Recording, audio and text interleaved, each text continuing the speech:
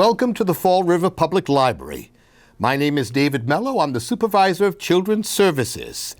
And welcome to our celebration of Children's Book Week. This session, we have some wonderful guest readers to share some wonderful stories with you. So sit back, listen, and enjoy. And our first story, For our first story, I'll have to put my dog aside. You see, this book eats dogs. This book just ate my dog by Richard Byrne.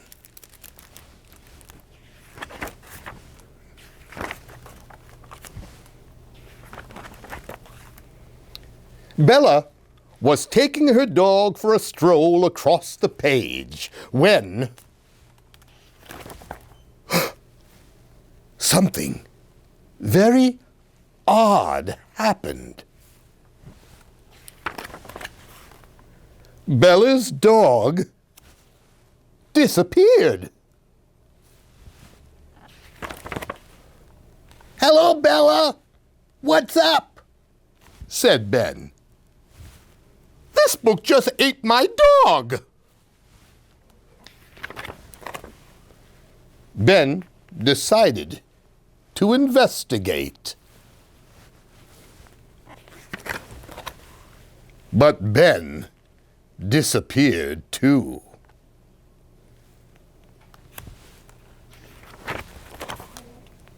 Suddenly, help zoomed in. Then vanished.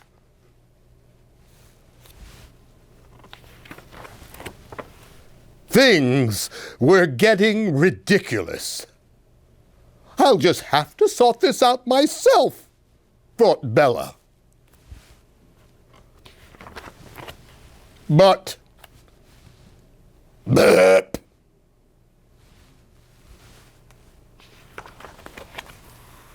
Some time later, a note appeared.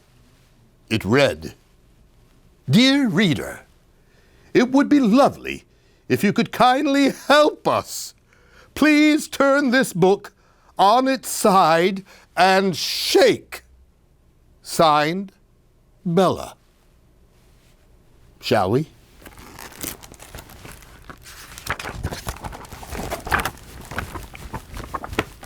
That should do it. And shake, and shake, and shake, and shake. There they are.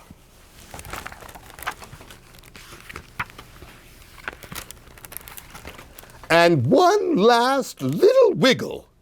Thank you. Signed, Bella. And everybody reappeared.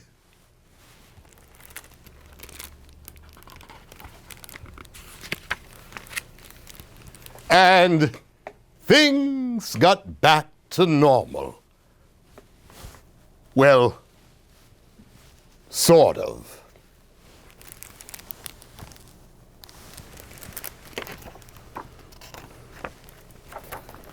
Dear reader, please tell this book not to be so naughty next time you read it. Thank you. Signed, Bella. And this was the book that ate my dog. I'm Madison Sroyce, and I'm the library assistant down at the Children's Room. And today I will be reading The Torto-Saurus by Cottle.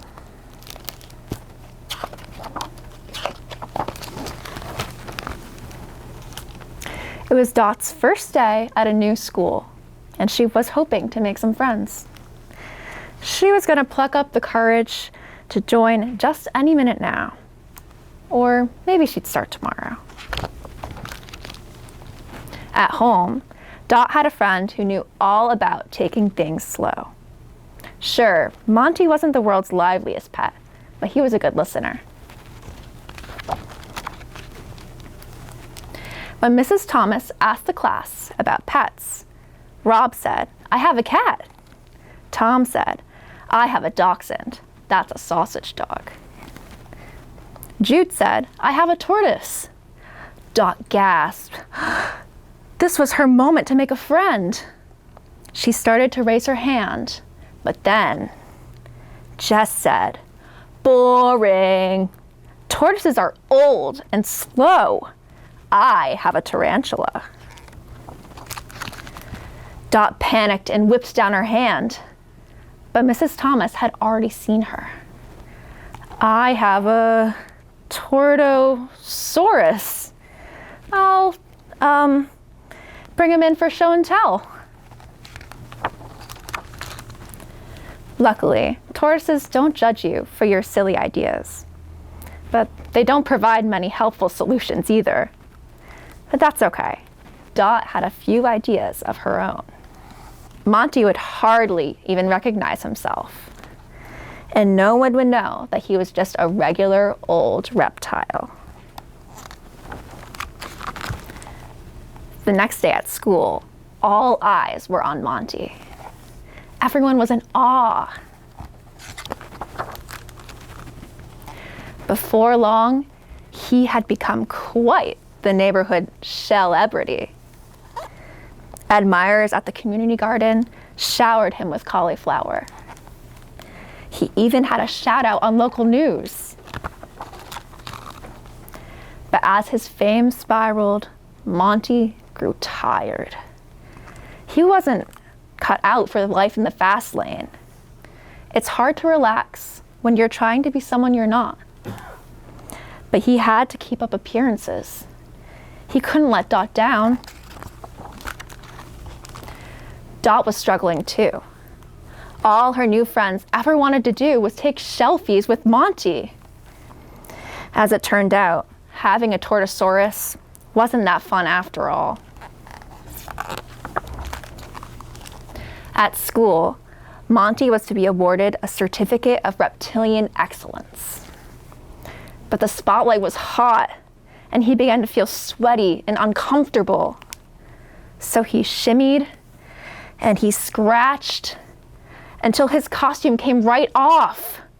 Uh-oh, a naked Torto-Saurus is no Torto-Saurus at all. Panicking, Dot grabbed Monty and ran. "How could you do this to me?"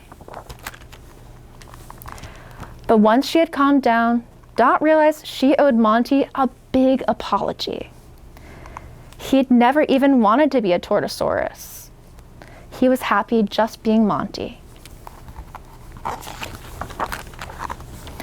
Now it was Dot's turn to start being true to herself. "Hey Jude, did you know that the oldest living tortoise is 191 years old?" "Wow," Jude replied. "Mine's not that old. His name is Henry." Since making friends with Jude, Dot has come out of her shell. She writes amazing stories about the Torto-Saurus twins, and Jude draws the pictures. As for Monty, he's still just a regular old tortoise, and he is very okay with that.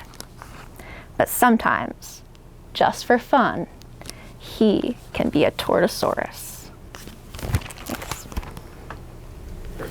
Hi everybody, I'm Tony Medeiros from the Fall River Public Library, and I am going to read Jane Yolen's How Do Dinosaurs Show Good Manners?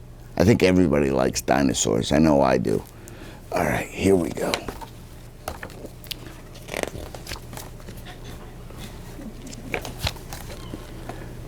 What if a dinosaur won't be polite? Maybe burps at the table and starts a food fight. Does she spit out her broccoli onto the floor? Does he shout, "I hate meatloaf," while slamming the door? Does a dinosaur know what the word please is for? Do you know what it's for? Does she yell and toss books off the library shelf? then grab all the dinosaur books for herself? Does she bully her friends, push them off the big slide? Does he tell baby brother no piggyback rides? Would you give your baby brother a piggyback ride? I would. Does she dump pails of dirt in the tub and make a flood? Does she sassily say, "I'm inventing new mud"? No, dinosaurs don't. They're never that crude. They're always polite and try not to be rude. They say please and thank you. I'll clean up that dirt.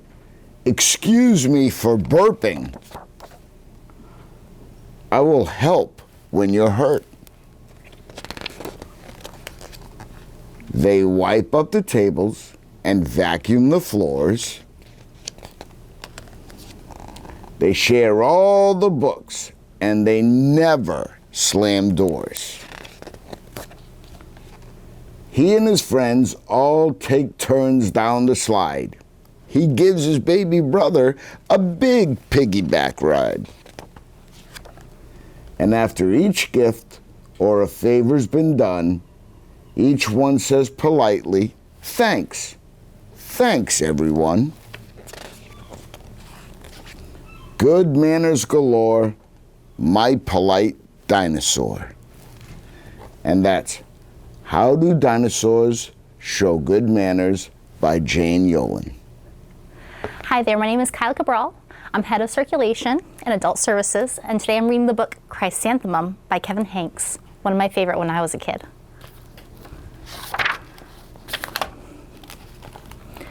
The day she was born was the happiest day in her parents' lives. "Oh, she's perfect," said her mother. "Absolutely," said her father. And she was. She was absolutely perfect. "Her name must be everything she is," says her mother. "Her name must be absolutely perfect," said her father. And it was. Chrysanthemum. Her parents named her Chrysanthemum. Chrysanthemum grew and grew and grew. And when she was old enough to appreciate it, Chrysanthemum loved her name. She loved the way it sounded when her mother woke her up. She loved the way it sounded when her father called her for dinner. And she loved the way it sounded when she whispered it to herself in the bathroom mirror. Chrysanthemum, chrysanthemum, chrysanthemum. Chrysanthemum loved the way her name looked when it was written down with ink on an envelope. She loved the way it looked when it was written with icing on her birthday cake. She loved the way it looked when she wrote it to herself with her fat orange crayon. Chrysanthemum, chrysanthemum, chrysanthemum. Chrysanthemum thought her name was absolutely perfect. And then she started school. On the first day, Chrysanthemum wore her sunniest dress, her brightest smile, and she ran all the way. "Hooray!" said Chrysanthemum, "school." But when Mrs. Chud took roll call, everyone giggled upon hearing Chrysanthemum's name. "It's so long," said Joe. "It scarcely fits on your name tag," said Rita, pointing. "I'm named after my grandmother," said Victoria. "You're named after a flower." Chrysanthemum wilted. She did not think her name was absolutely perfect. She thought it was absolutely dreadful. The rest of the day was not much better. During nap time, Victoria raised her hand and informed Mrs. Chud that Chrysanthemum's name was spelled with 13 letters. "That's exactly half as many letters that are in the entire alphabet," Victoria explained. "Thank you for sharing that with us, Victoria," said Mrs. Chud. "Now put your head down." "If I had a name like yours, I'd change it," Victoria said, as the students lined up to go home. "I wish I could," thought Chrysanthemum miserably. "Welcome home," said her mother. "Welcome home," said her father. "School is no place for me," said Chrysanthemum. "My name is too long. It scarcely fits on my name tag. And I'm named after a flower." "Oh, psh," said her mother. "Your name is beautiful and precious and priceless and fascinating and winsome, said her father. It's everything you are, said her mother. Absolutely perfect, said her father. Chrysanthemum felt much better after her favorite dinner, macaroni and cheese with ketchup, and an evening filled with hugs and kisses and parcheesi. That night, Chrysanthemum dreamed that her name was Jane. It was extremely a pleasant dream. The next morning, Chrysanthemum wore her most comfortable jumper. She walked to school as slowly as she could. She dragged her feet in the dirt. Chrysanthemum, chrysanthemum, chrysanthemum, she wrote. She even looks like a flower, said Victoria, as Chrysanthemum entered the playground. Let's pick her, said Rita, pointing. Let's smell her, said Joe. Chrysanthemum wilted. She did not think her name was absolutely perfect. She thought it was absolutely dreadful. The rest of the day was not much better. During nap time, Victoria raised her hand and said, a chrysanthemum is a flower. It lives in a garden with worms and other dirty things. Thank you for sharing that with us, Victoria, said Mrs. Chudd. Now put your head down. I just can't believe your name, Victoria said as the students lined up to go home. Oh, neither can I, thought Chrysanthemum miserably. Welcome home, said her mother. Welcome home, said her father. School is no place for me, said Chrysanthemum. They said I even look like a flower. They pretend to pick me and smell me. Oh, psh, said her mother, they're just jealous. And envious and begrudging and discontented and jaundiced, said her father. Who wouldn't be jealous of a name like yours, said her mother. After all, it's absolutely perfect, said her father. Chrysanthemum felt a trifle better after her favorite dessert, chocolate cake with buttercream frosting, and another evening filled with hugs and kisses and parcheesi. That night, Chrysanthemum dreamed that she really was a chrysanthemum. She sprouted leaves and petals. Victoria picked her and plucked the leaves and petals one by one until there was nothing left but a scrawny little stem. It was the worst nightmare of Chrysanthemum's life. Chrysanthemum wore her outfit with 7 pockets the next morning. She loaded the pockets with her most prized possessions and her good luck charms. Chrysanthemum took the longest route possible to school. She stopped and stared at each and every flower. Chrysanthemum, chrysanthemum, chrysanthemum, the flowers seemed to say. That morning, the students were introduced to Mrs. Twinkle, the music teacher. Her voice was like something out of a dream, as was everything else about her. The students were speechless. They thought Mrs. Twinkle was an indescribable wonder. They went out of their way to make a nice impression. Mrs. Twinkle led the students in scales. Then she assigned roles for the class musical. Victoria was chosen to be the dainty fairy queen. Rita was chosen to be the spiffy butterfly princess. Joe was chosen as the all-important pixie messenger. And Chrysanthemum was chosen as a daisy. Chrysanthemum's a daisy, chrysanthemum's a daisy, Joe and Rita and Victoria chanted, thinking that it was wildly funny. Chrysanthemum wilted. She did not think her name was absolutely perfect. She thought it was absolutely dreadful. What's so humorous? Asked Mrs. Twinkle. Chrysanthemum was the answer. Her name is so long, said Joe. It scarcely fits on a name tag, said Rita, pointing. I'm named after my grandmother, said Victoria, and she's named after a flower. My name is long, said Mrs. Twinkle. It is, said Joe. My name would scarcely fit on a name tag, said Mrs. Twinkle. It would, said Rita, pointing. And, said Mrs. Twinkle, I'm named after a flower too. You are? Said Victoria. Yes, said Mrs. Twinkle.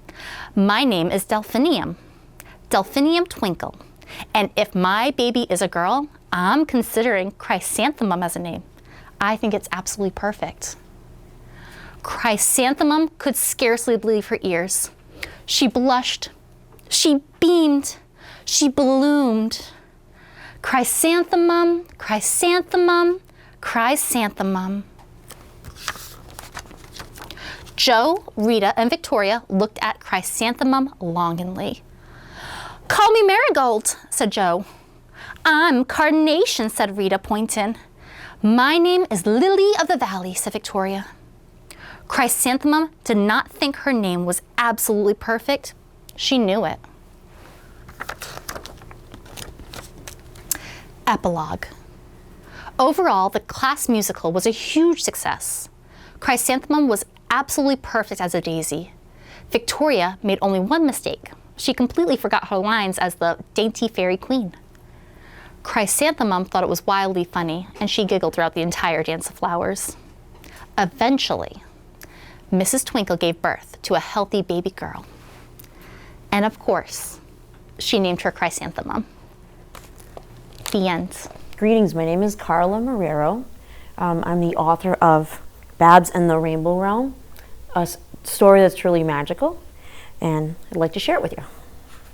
My name is Babs. My daughters, Mimsy, CJ, and Abby, and I have lived with Carla for quite some time. She's so loving, taking care of us, even through all of our cat adventures. However, the most exciting one was yet to come, and it was truly magical.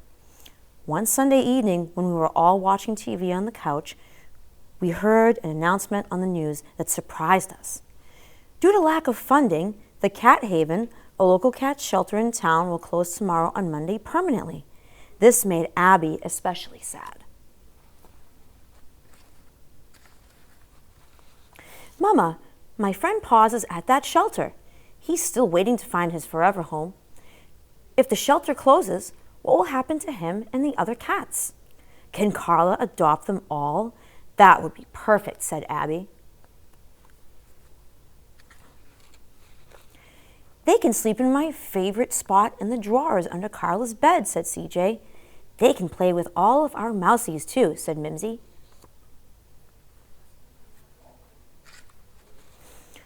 "No, girls, there isn't enough room here. I know of a forever home where Paws and all the cats can go. We need to release them from the shelter tonight, but we must be back before Carla wakes up." "But Mama, we need to leave the apartment. How can we open the door?" asked Mimsy. "Carla will see us for sure and stop us," said CJ. "Don't worry, I know how to make Carla sleepy." At bedtime, when everyone was snuggled in, I walked up to Carla and licked her cheek with a sparkly glow 3 times. Then she fell into a deep sleep.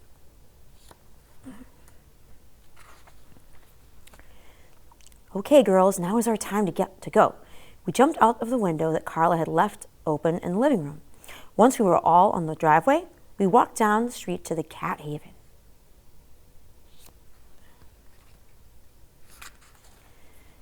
When we reached the shelter, all the doors and windows were locked.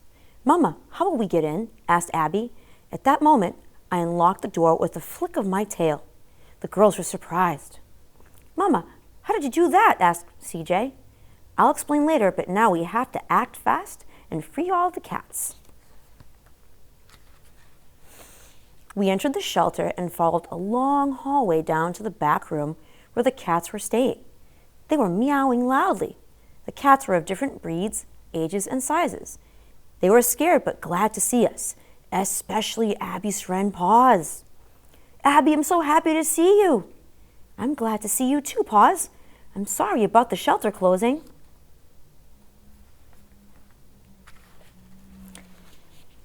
"Hi, I'm Babs, Abby's mom, and these are her sisters CJ and Mimsy. We have come to free all of you and take you to a forever home.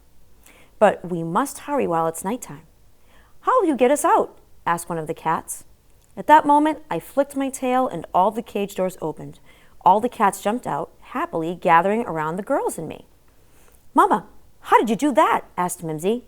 "I'll tell you later. Everyone, follow me and stay as close as you can. The entrance for your forever home is down the street near the elementary school." We walked as quickly as we could, but suddenly, a couple of neighborhood dogs began barking and chasing us. While Abby, Mimsy, CJ, and our cat friends were frightened, I was not. I remained calm because I made us all invisible with another flick of my tail. The dogs were confused when they could not see us, so they returned to their homes.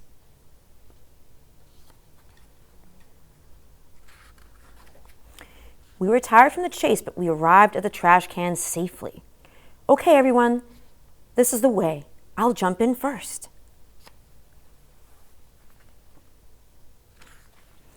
As I jumped in, the trash can began to glow. Then the girls and our cat shelter friends jumped in. Once we were in, the trash can's lid sealed off the opening. The tunnel we walked through was like a kaleidoscope of colors. It was not long before we reached a beautiful landscape of tall grass, colorful beds of flowers, flowing waterways, and peaceful animals.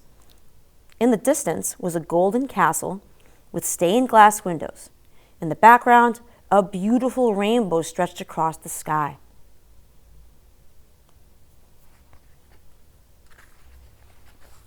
Suddenly, as we continued walking, a dozen colorful alicorns with crystal horns and wings stood guard, stopping us in our paw tracks.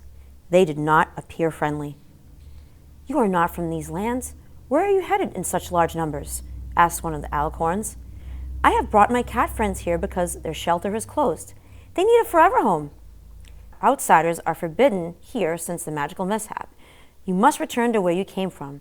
If you don't leave, we will use our magic to send you back," he warned.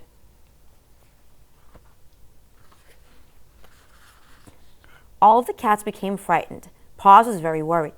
"Abby, what's going to happen to us? I don't want to go back to being a stray cat again." "Don't worry, Paws. My mama will figure this out," Abby assured him.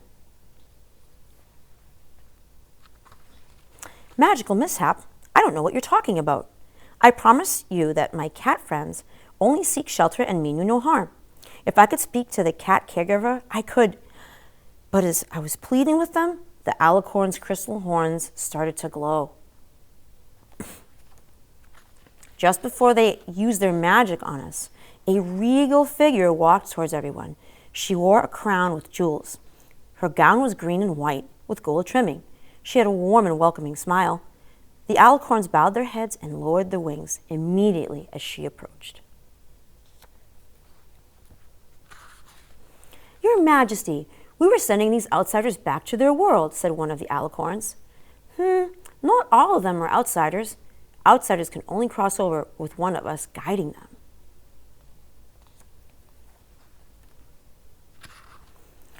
"Welcome back, Skylar," she said with a smile. As she greeted me, I began to glow and my gray stripes disappeared. All the alicorns began bowing, whinnying, leaping, and flying around me with joy.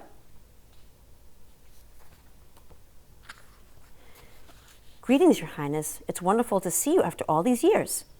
"I see you have brought some friends and even family," said the noble lady. "Yes, Your Highness. These are my daughters, Mimsy, Abby, and CJ. The other cats were about to lose their homes. I used my powers to bring them here to you so they will have a forever home." "Skylar, I'm so proud of how you used your magical powers to bring these beautiful felines here. They will be cared for with lots of love and make many new friends," she said. "Mama, who's that?" asked Abby. "Where are we?" asked CJ. "I'm Felina Mimselina, the cat princess of the Rainbow Realm. I look after the cats here. Other princes and princesses look after other animals. While many of our animal friends were born and raised here, many came to the realm by magical passageways from Earth. Most animals stay in the Rainbow Realm forever, but those that choose to leave and go to Earth may be granted magical powers to bring joy and to help those in need," she said.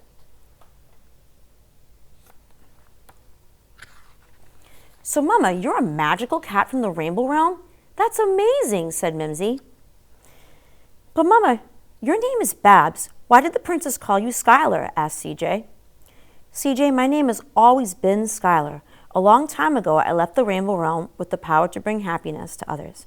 I granted a sweet little girl named Anna 3 wishes. Her last wish was for me to be her pet. Even though I could not grant her any more wishes to bring her happiness, I was still a magical cat. Wait, Anna is Carla's middle name, exclaimed Abby. Yes, Carla was the little girl named Anna who showed me kindness when she found me by the trash can. The day I became her pet, she renamed me Babs. I have not used my powers until now to help our cat friends. With tears in her eyes, the princess picked me up and kissed my face. She was happy to see me, but sad because she knew I had to return to Carla. I purred as I lapped up her tears. You and your daughters are always welcome in the Rainbow Realm, so do come back to visit. Mimsy can climb all the trees and play with as many mousies as she wants. CJ will have many places to hide or nap. And there will be no more vet visits to make Abby crabby, she said.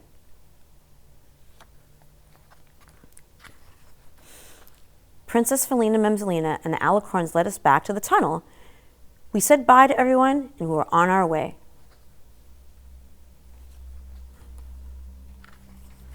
Dawn was starting to break as we made it back to our neighborhood. Once we arrived home, we jumped into the open window in the bedroom. Then the girls and I hopped up on the bed and snuggled in with Carla.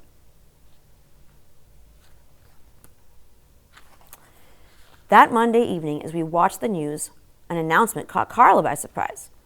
It appears that all the cats from the Cat Haven shelter have gone missing. The front door and cages were wide open, with no signs of the felines anywhere. Carla looked at me with a smile. Then she picked me up. So, I guess you still have magical powers to bring others happiness, right, Skylar? Meow, meow, meow, I said. The girls and I purred and cuddled with Carla. Whether on Earth or in the Rainbow Realm, the power to love and help those around you is the greatest magic of all. The end. Well, we hope you enjoyed the stories for Children's Book Week this year. Please visit the library and check out these books and discover some books of your very own to read and share. We'll be seeing you at the Fall River Public Library.